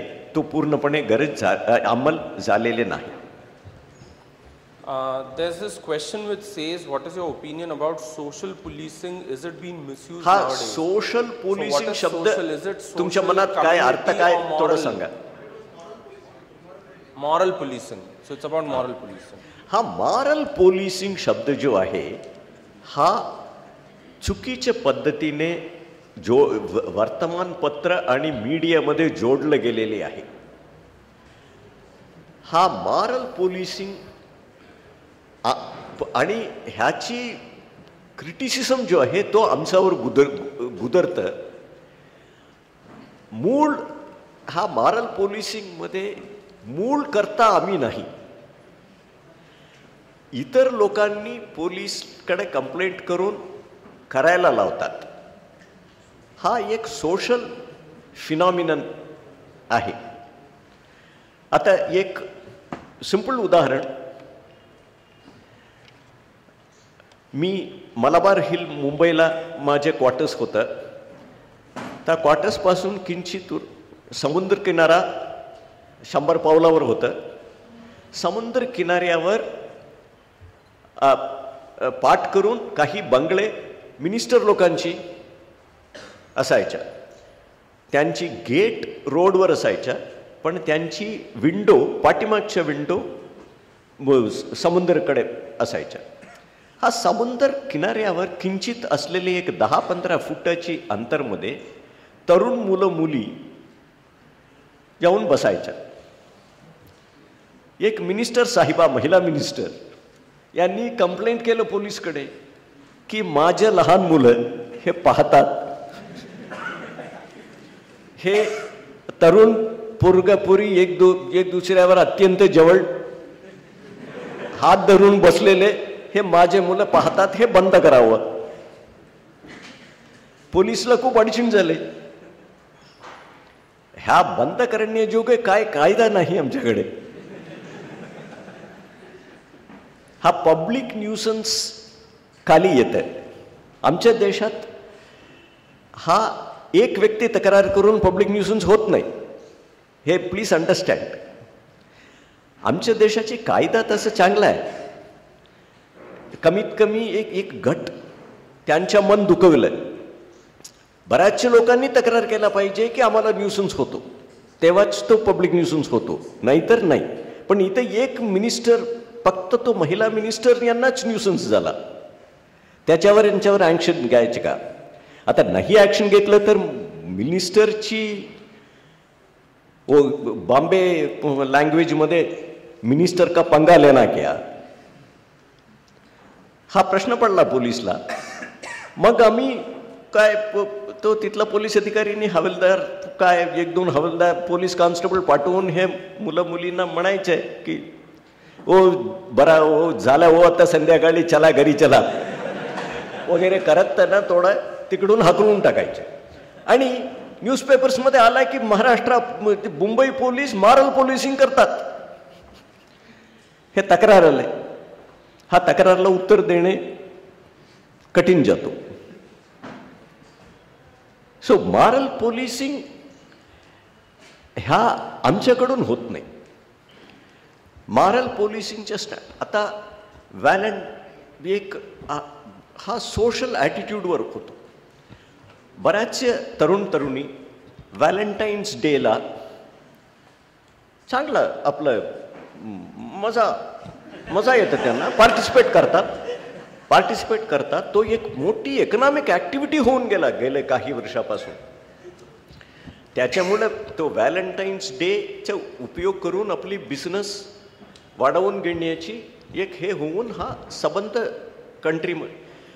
पण आमची समाजातली एक दुसरी गट हा व्हॅलेंटाईन्स डे पाश्चात्य देशातून आमच्या देशात आलेली एक कल्चरल इन्व्हेशन सारखा आहे, हा पार्टिसिपेट करू नका.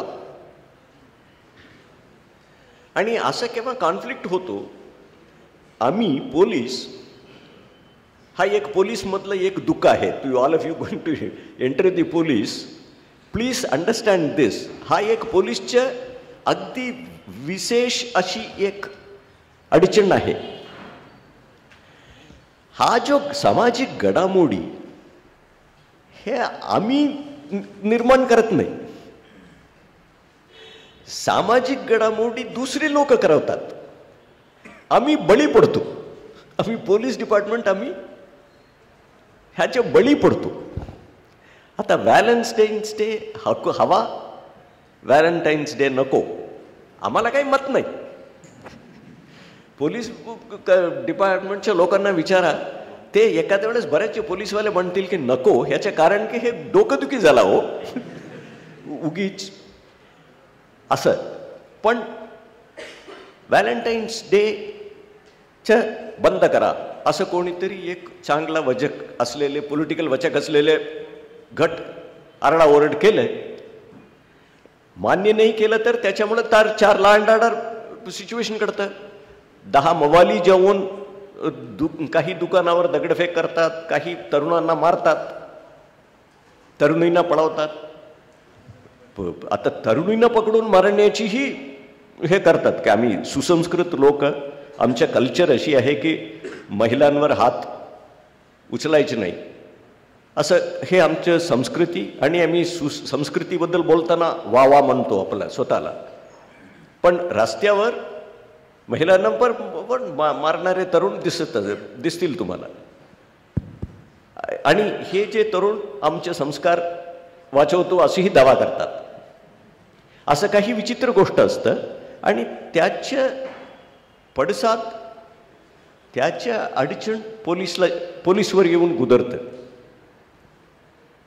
आणि पोलीस पण काही ह्याच्यामुळे एक दुसरं विचित्र परिस्थिती होतो.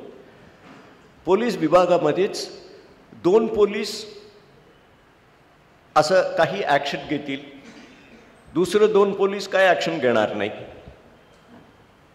असं ही एक विचित्र परिस्थिती होतो. हा पण आमची अडचण आहे. सो मॉरल पोलिसिंग हा आम्हाला दोषी ठरवू नका. तुम्ही समाज थोडंसं अंतरून, थोडंसं आत्मपरीक्षण करून पाहावं आमच्यावर, आम्हाला दोषी ठरवण्यापूर्वी. The question is, would it change if you move the police from the state list to the union list? What will the advantages and disadvantages be if the department is moved from the state list to the union list?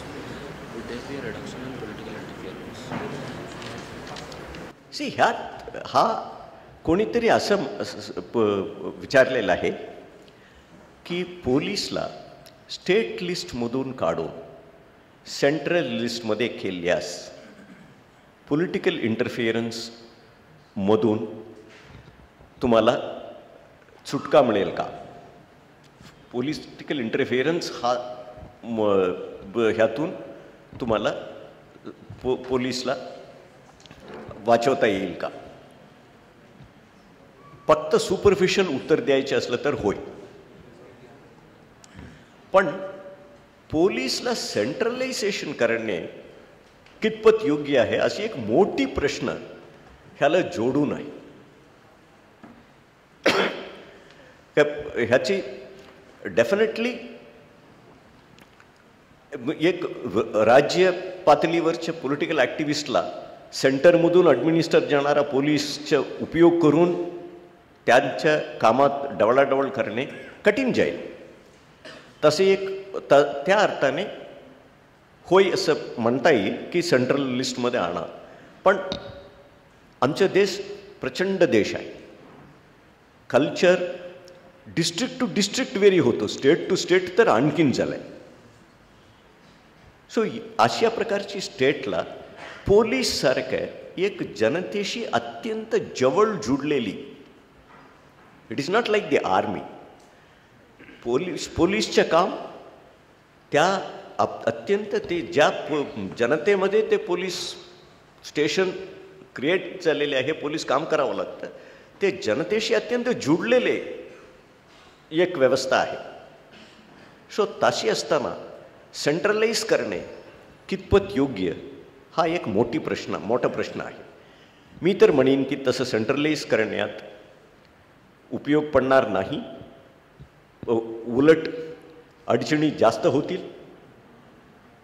Already बऱ्याचशा लोकांची recommendation आहे, तज्ञांची, sociology विषयाच्या तज्ञांची, की आत्ता जो स्टेटपर्यंत जो डिसेंट्रलायझेशन झालेली आहे त्याला आणखीन विकेंद्रीकरून जिल्हा पातळीवर ह्याचे विकेंद्रीकरण करा.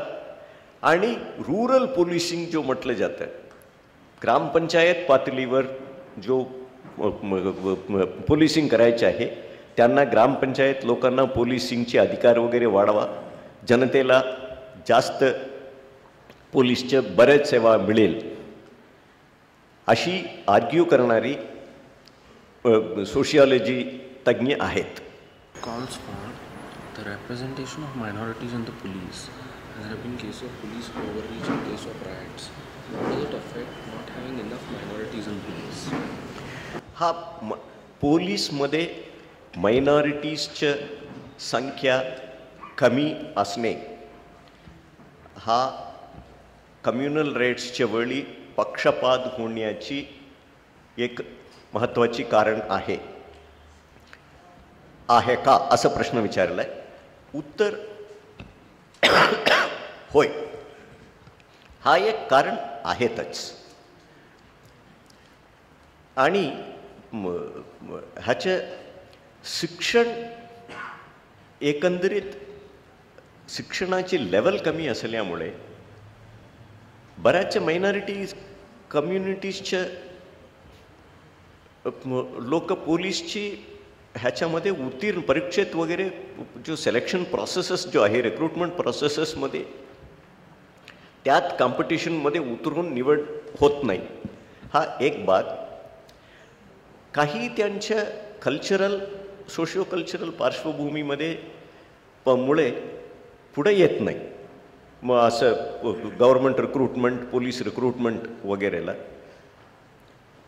आणि पक्षपात, रिक्रुटमेंटवर पक्षपात होतो, हा खरा आहे, आम्ही मान्य केला पाहिजे. आम्ही पक्षपात करतोच. त्याच्यामुळे ही मायनॉरिटी कम्युनिटीच्या लोकांवर अन्याय होतो.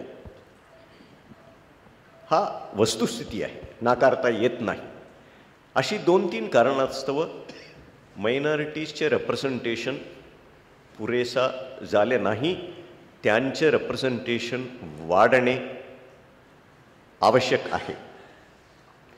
न विचारलेले प्रश्न उत्तर देतो. महिलांची संख्या पोलीसमध्ये हवे त्या प्रमाणात वाढला पाहिजे. 30% तरी व्हायला पाहिजे अशी 1980च्या मध्यकाळात म्हणजे 1985 त्या काळात गव्हर्नमेंट स्तरावर डिसिशन घेऊन अंमलात पण लवकरात लवकर आणण्यात आला. तरीसुद्धा 3 दशक झाल्यानंतर महाराष्ट्रामध्ये एकंदरीत आकडा 15%ची जवळपास आहे. म्हणजे 30%ची आम्ही 50% खाली आहोत. महिलांची संख्या अजून 15% वाढ झालेली नाही. आणि महाराष्ट्र एक पुरोगामी राज्य असा आम्ही आमच्या पाठीवर तोपटून घेतो. सो तुम्ही सर्वांनी प्रश्न विचारून उत्तर देण्याचे प्रयत्न करा. आम्ही पुरोगामी आहोत का? उत्तर तुम्ही शोधा. रूरल बॅकग्राऊंड पब्लिक पोलीसला घाबरते, तर पब्लिक आणि पोलीसमधील संवाद रूरल बॅकग्राऊंडमध्ये वाढवण्यासाठी काय करते? इन्क्रीजिंग डायलॉग बिटवीन पोलीस आणि पब्लिक. नाही, हा खरं आहे. खेडेगावाची लोक पोलीसकडे जास्त घाबरतात. पण हा एक विचित्र परिस्थिती असतो. खेडेगावात स्वतःला जो पुढारी वगैरे समजतो, चांगल्या घरचे आहे वगैरे, तो अट्टहास करतो पोलिसांच्यावर. असं एक पण त्यांची संख्या फार कमी. पण ते आपला फायदा घेतात. त्यांना पॉलिटिकल वचक वगैरे मिळवून घेतात आणि फायदा घेऊन पोलिसांना धमकी देतात. ते असे एक छोटीशी गट आहे. पण एकंदरीत इतर लोक जे आहेत ते पोलीसकडे घाबरतात. त्यात कारणे दोन्ही साईडमधून आहे. पोलीस एक प्रकारची चांगलं सुशिक्षित लोक चांगले ड्रेस वगैरे घालून समोर आला तर त्यांची एक प्रकारची वागणूक. थोडंसं खेडूत माणूस थोडंसं बोलण्यात थोडं घाबरण्यासारखं वागतो, त्यांचे दुसरं प्रकारची वर्तणूक. हे होतो. आमचे खूप प्रयत्न आहे, विभागाचे प्रयत्न आहे की हे दूर करायला. पण आम्ही ह्यात फारसं यश मिळवलेले नाही. पण हा एक कठीण काय की समाजात असलेले उणीवा तुम्हाला पोलीस विभागामध्ये दिसेल. आणि हा उणीवा समाजात आहे. आम्ही असं वागतो. आम्ही थोडंसं चांगला सुशिक्षित व्यक्ती दिसला तर त्यांचे एक प्रकारची वागतो. थोडंसं धोतर पांढरं नाही, थोडं पिवळं आहे आणि थोडं वयस्कर दिसतो, कादी टोपी घातलेले, चष्मा थोडं जाड चष्मा घालून थोडं हळूहळू बोलतो, तर त्यांना थोडं तुच्छ समजून मी वागतो. ह्या समाजात सर्व करतात, सर्व पोलीस कर्मचारी करतात. पण एक विचित्र ह्याच्यामध्ये बऱ्याचशे खेडेगावातून येणारी पोलीस कर्मचारी खेडूत लोकांना चांगले वागणूक दिसणे हे पण तुम्हाला दिसेल. खेडेगावात तुम्ही खेडेगावाच्या स्टाईलमध्ये ह्याची उचित शब्द वापरतात. सर्व महिलांना मावशी म्हणतील हे तुम्हाला दिसेल. हा शब्द मी पोलीस कर्मचारी मला शिकवले सर्वांना. मी एकदा सुरूला आल्यानंतर की हे काय मावशी म्हणता हो, असं कसं तुमची काय मावशी? नाही साहेब, हे दुसरं शब्द वापरलं तर त्यांना अपमानसारखं वाटेल. सर्वांना ह्याला मावशी म्हणणं या भागात प्रथा आहे, हे चांगलं आहे. दुसरी की एक गाडी चालत होती मी कारमध्ये, समोर जाताना माझ्याबरोबर जो कॉन्स्टेबल होते ते त्यांना पाटील म्हणून हाक मारून चौकशी केली. तो मी विचारलाय की हा पाटील आहे का वो हे गावाचे? हे म्हणे नाही साहेब, तो कोण आहे हे मला माहीत नाही. त्यावेळी त्यांना पाटील म्हणून संबोधित करणे ठीक असतं. तो पाटील नसलं तर काय हरकत नाही, पण तो दुसरं प्रकारचा होऊन तो पाटील निघाला तर मग मात्र त्याला वाईट वाटेल. सो म्हणून मी पाटील म्हणतो त्यांना, अनोळखी समाज पाटील म्हणून सांगून मोकळा व्हायचा. आम्ही केव्हा इंटरागेशन वगैरेमध्ये जातो, सुरुवातीच्या सर्व्हिस सुरुवातीला फार पर्टिक्युलरली वयस्कर महिला वगैरे खेडूत महिलाशी खूप त्रास व्हायचा आम्हाला. ते काही प्रश्नाला उत्तर वगैरे देणे फार कठीण असायच्या, संकोच करायच्या. तर आम्ही पुष्कळदा आपलं कॉन्स्टेबल्स मांडी घालून ते त्यांच्या बरोबर बसायच्या, आजीबाई वगैरे काहीतरी सांगून त्यांना थोडं आमच्याशी बोलायला वगैरे लावायच्या. हे सर्व आम्ही पाहिलेलं आहे. बराचसे पोलीस कर्मचारी असं चांगलं वागतात. शहरी इलाक्यापेक्षा सुसभ्य वागणूक तुम्हाला खेडूत भागात पाहायला मिळतं. हा पण एक विचित्र परिस्थिती आहे. Thank you. Thanks a lot. Questions endless, can't be brought to a meaningful close. It's like whole lot of questions. But the only issue with most of them is some of them are extremely vague in terms of what are they hinting at, and some of them have been answered by him in the course of his talk in some way or the other. So he's already talked about the politician-police nexus and all of that. So I feel it's needless to bother him with the same issues again, which he has already clarified when he was talking about everything. Having had said that, thank you, Krishnan sir, for having had delivered a talk which places both the police as well as the public at the center of a relationship which is symbiotic and which is complementary. So it's as he rightly pointed out, there's just no way by which you can have a one-sided affair as far as all of this is concerned. The police are equally responsible for things that happen as far as the public is concerned, but the public have an equal responsibility to cooperate with the police. So having had made his points regarding all of this and placed the people as well as this nexus between politics and governance right at the center of things, we would call for a close of this session by placing our heartfelt gratitude towards him for having had come in and shared his experience regarding police and governance in Maharashtra in particular and in India in general. And to the audience, a big thank you for having had made this successful. Hope that we see you again tomorrow in the evening for the next round and the next session, which would be about public-private partnership and governance issues connected with it. Thank you. Good night.